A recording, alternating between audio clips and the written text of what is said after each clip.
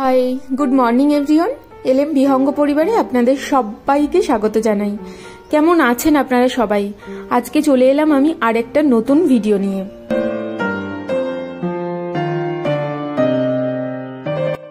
আজ রবিবার, বাজে এখন সকাল 6:38। আমাদের এদিকেও দেখুন কেমন মেঘ করছে, প্রচুর মেঘ করছে কাল থেকে। বলছে তো বৃষ্টি হবে, তবে জানি না কি হবে। কাল বিকাল থেকেই দেখছি প্রচুর মেঘ ভেসে ভেসে আসছে, কিন্তু এখনো পর্যন্ত বৃষ্টি হয়নি। তবে বাড়ির দিকে তো ভীষণ ঝড় বৃষ্টি হচ্ছে। কে কেমন আছেন, কি অবস্থায় আছেন, সবাই সাবধানে থাকুন। আমি একটা জিনিস দেখাবো বলে এলাম। এই যে সামনের এই বিল্ডিংগুলো দেখুন, এই বিল্ডিংগুলো কিন্তু একটা সময় ছিল না।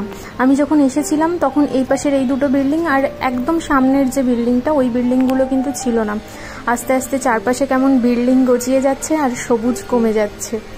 এখন একটু বেরিয়েছি, যাব গাছ কিনতে। এই ডান পাশটাতেও দেখুন, এইটা তো পুরো ফাঁকা ছিল। এই দেখুন বড় করে পাঁচিল দিয়ে আর লোহার ওই পেরেক টাইপের ওখানটাতে সব গেঁথে দিয়েছে, যাতে ভেতরে কেউ না যেতে পারে। এখানটাতে কিসের কাজ চলছে জানি না, তবে চারপাশটা ধীরে ধীরে বদলে যাচ্ছে, সেটা বুঝতেই পারছি।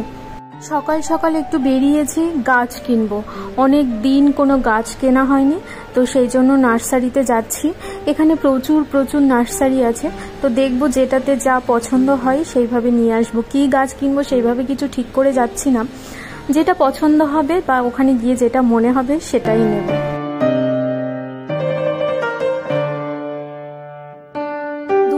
নার্সারি ঘোরার পর এই নার্সারিটায় এসে দুটো গাছ পছন্দ হয়েছে। অনেকগুলো গাছই পছন্দ হয়েছে, তার মধ্যে দুটো নিলাম। এই যে বেলফুলের একটা চারা নিলাম, আর নিয়েছি অ্যালোভেরা গাছ। এই নার্সারিটায় প্রচুর গাছ দেখছি, আর বেশ সতেজ আছে গাছগুলো। অন্য একটা নার্সারিতে গেছিলাম, সেটাতে দেখে মনে হলো বুড়ো হয়ে গেছে গাছগুলো। তো এই যে অনুপম নিয়ে চলেছে সামনে, আর আমি এখনো গাছ দেখছি। মানে গাছ দেখলে না আমি লোভ সামলাতে পারি না, মনে হয় সব তুলে নিয়ে বাড়ি চলে যাই। চলুন এবার বাড়ি ফিরি। সকালের খাওয়া দাওয়া কিছুই হয়নি, বাড়ি গিয়ে ব্রেকফাস্ট বানাবো, তারপর খাওয়া হবে।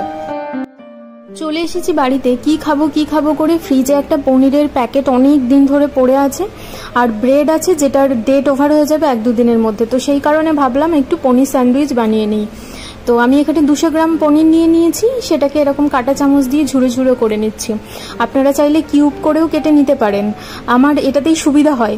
আর বাকি সবজিগুলো দিয়ে দিচ্ছি। এখানে দিয়ে দিচ্ছি গাজর কুচি, দিয়ে দেবো পেঁয়াজ কুচি, কাঁচা লঙ্কা কুচি। স্যান্ডউইচের একটা সুবিধা, আপনার যা পছন্দ, এর মধ্যে আপনি ধনেপাতা, ক্যাপসিকাম, যেটা আপনার পছন্দ আপনি সেটা অ্যাড করতে পারেন। আমার কাছে এইগুলোই ছিল, তো এইগুলোই দিয়ে দিয়েছি। দিয়ে দিচ্ছি একটুখানি সেজওয়ান চাটনি ছিল আমার কাছে, আপনাদের কাছে যদি না থাকে তাহলে নাও দিতে পারেন। গোলমরিচ গুঁড়ো দিয়ে দিচ্ছি, আর লবণ দিয়ে দেবো, তবে লবণটা বুঝে দিতে হবে, কারণ এর মধ্যে তো সস যাবে। সেজওয়ান চাটনিতেও লবণ আছে, তো সসের মধ্যেও লবণ আছে, সেই কারণে লবণটা একটুখানি বুঝে দিতে হবে। এটা খুব তাড়াতাড়ি হয়ে যায়, আর খুব টেস্টিও হয়, হেলদিও, পেটটাও অনেকক্ষণ ভারী থাকে। একটুখানি টমেটো কেচাপ ছিল, সেটাই অল্প একটু দিয়ে দিচ্ছি। দিয়ে এটাকে খুব ভালো করে আমি মিশিয়ে নেব। একটু বেশি করে মেয়োনিজ দিয়ে দেবো। স্যান্ডউইচ তো সবসময় হয় না, আর যেহেতু রবিবার, আজ একটু ভালো খাওয়ারই চেষ্টা করছি, সেই জন্য এখানে দিয়ে দিচ্ছি বেশ কিছুটা মেয়োনিজ। দিয়ে এটাকে খুব ভালো করে আমি মিক্সড করে নেব।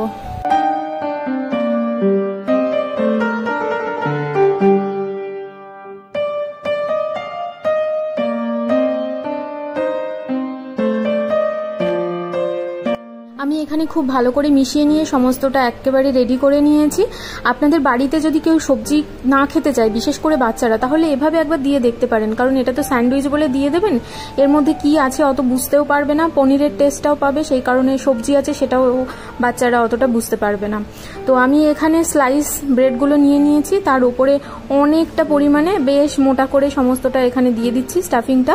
বাচ্চাদের কাছে খাবারটাকে আমার মনে হয় যদি আকর্ষণীয় করে ওদের কাছে পরিবেশন করা যায় এবং খাবারের প্রতি ভালোবাসাটা তৈরি করা যায়, তাহলে ওরা কিন্তু কোনো কিছুতেই না করে না। যাই হোক, চাইলে আপনারা এর ওপরে স্লাইস চিজ দিয়ে দিতে পারেন, কিন্তু আমি দিচ্ছি না। একসাথে পনির চিজ একসাথে দেবো না, কারণ আমাদের এখানে প্রচণ্ড গরম। তো আমি সমস্তটা খুব ভালো করে সবগুলো রুটির ওপরে ছড়িয়ে নিয়েছি। এবার আরেকটা করে ব্রেডের স্লাইস দিয়ে আমি এগুলোকে কভার করে দিচ্ছি। আমি নর্মাল টোস্ট করব। আপনাদের কাছে যদি স্যান্ডউইচ মেকার থাকে তাহলে আপনারা গ্রিল করে নিতে পারেন।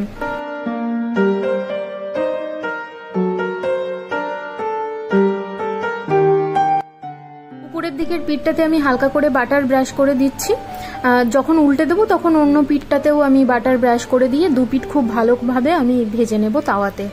আপনারা যদি বাটার ব্যবহার না করতে পারেন বা বাটার যদি বাড়িতে না থাকে নর্মাল সেঁকে নিতে পারেন বা অল্প একটু সাদা তেল দিয়েও সেঁকে নিতে পারেন, তবে বাটারের টেস্টটা অনেক বেশি ভালো আসে।